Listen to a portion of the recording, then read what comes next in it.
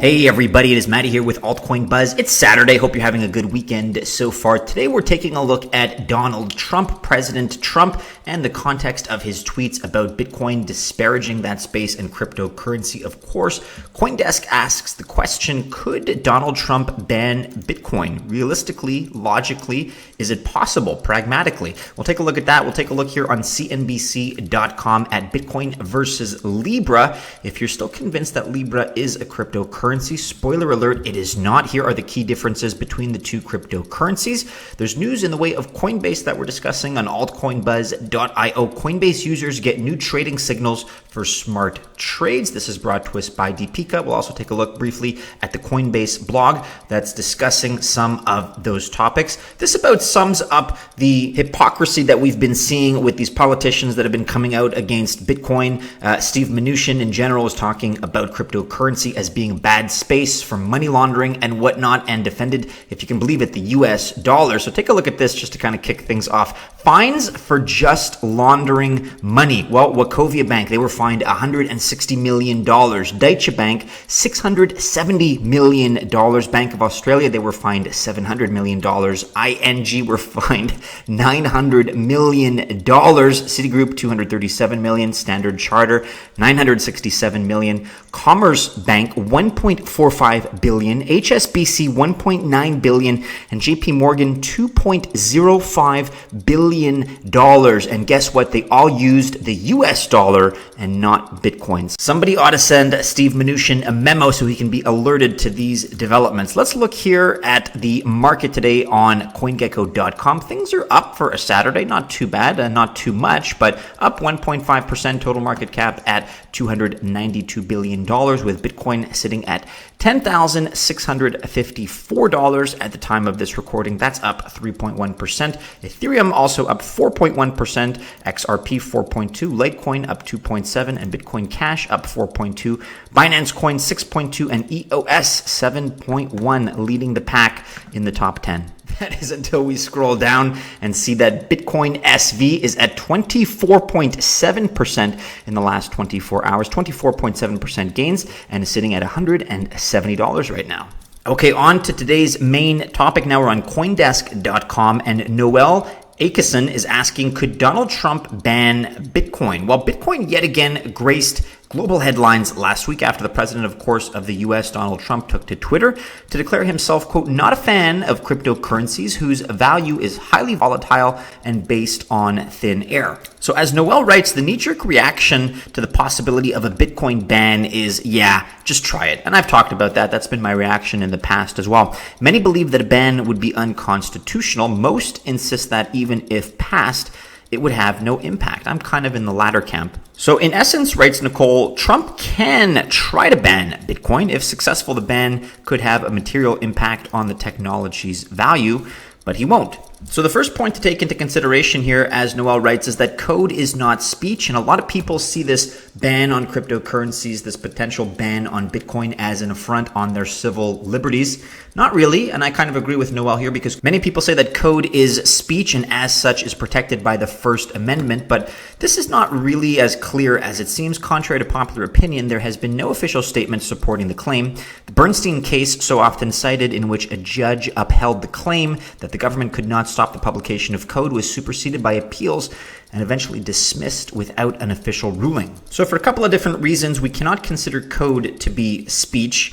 And so on the topic of civil liberties, it could in fact be the case that Bitcoin could be banned without an affront on people's rights. But given the size and the reach of the US market, its absence from the Bitcoin ecosystem would be felt, and not just in price. Fungibility would come into question. The risk of accepting a Bitcoin that a few hops ago was in a US-based wallet could lead to an emergence of parallel markets for, quote, verifiably clean coins. Size and might is another variable. If Trump is persuaded that going after the Bitcoin protocol would be futile, he could still decide to clamp down on cryptocurrency businesses. While it's difficult to stop independent enterprises from handling assets that are not illegal, the imposition of a slew of compliance and fiscal requirements could render such projects no longer viable. In other words, in the face of a US clampdown, Bitcoin would not disappear. Its code and operation are decentralized, and the advantages of the technology will always give it some demand, but its potential could be curtailed. And we also have to ask the question, would a ban on Bitcoin and cryptocurrencies really be playing to Trump's base? Apart from the dissonance of the most anti-establishment president in recent memory attempting to squelch one of this century's most anti-establishment technologies, that was a great phrase right there, one of his electoral pacts was to roll back financial regulation and encourage innovation. So this may all just be bluster and rhetoric, right? It doesn't really make sense. It doesn't really jive with his profile. Weakening his self-styled image as both a disruptor and a free market evangelist could damage his voters' trust and hurt him in the polls. I definitely agree with that point, more so than all of them so far. So in conclusion, we have here, writes Noel, another type of asymmetric risk. The chance that Trump will try to ban Bitcoin is not zero, but it is significantly less than the benefit to the ecosystem of the heightened level of conversation. Even though the road may be bumpy, when the president of the US of A tweets about a decentralized store of value designed to circumvent the power of established finance, it's hard to deny that the zeitgeist has shifted. Switching gears now to CNBC.com, they're taking a look at Bitcoin versus Libra, and here are all the key differences between the two, quote, cryptocurrencies, and I think that term is being applied very loosely. Libra and Bitcoin are different in a lot of ways, from the technology first and foremost behind them to the way they're used. So CNBC here runs through the key differences between the two. Well, to begin with, they're based on different technology. With Bitcoin, transactions are recorded anonymously on a public ledger known as the blockchain. It's essentially a database maintained by a network of computers on which transactions are secured in such a way that makes it virtually impossible to tamper with. Libra also uses a form of blockchain or distributed ledger technology, but unlike Bitcoin, Libra's blockchain is permissioned, at least for now, and that's a big difference. It means that transactions can only be added to it by a group of trusted parties. That's where the Libra Association, a Switzerland-based consortium of companies including Visa and Uber, come in. Each of the nonprofit organization's members have invested a minimum of $10 million into the project. Another big difference is when you compare the use cases. Bitcoin's white paper describes the virtual currency as a peer-to-peer payment system, allowing people to exchange money without going through a bank. It's commonly used today as a form of investment, with the term hodl, of course, being a common slang phrase in the industry to describe buying and staying invested in the crypto for a long time.